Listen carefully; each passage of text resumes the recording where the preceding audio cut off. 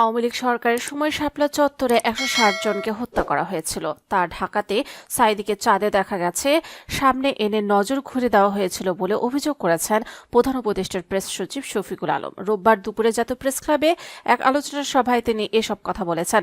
আলোচনা সভায় সরকারের সমালোচনা করা যায় এমন সাংবাদিকতা নিশ্চিত করতে হবে বলে জানান শফিকুল আলম। তিনি বলেন, নতুন বাংলাদেশে দায়িত্বশীল সাংবাদিকতা নিশ্চিত করতে চায় সরকার। এমন সাংবাদিকতা নিশ্চিত করতে হবে যেখানে সবাই সরকারের সমালোচনা করতে পারবে।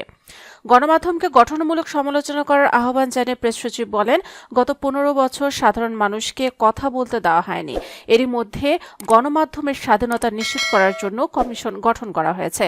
শফিকুল আলম আরও বলেন, রাজনৈতিক দলের পাশাপাশি সাধারণ মানুষের মতামত গুরুত্বপূর্ণ। দেশে সবাই যেন নিজের কথা বলতে পারে সে লক্ষ্যে কাজ করছে সরকার।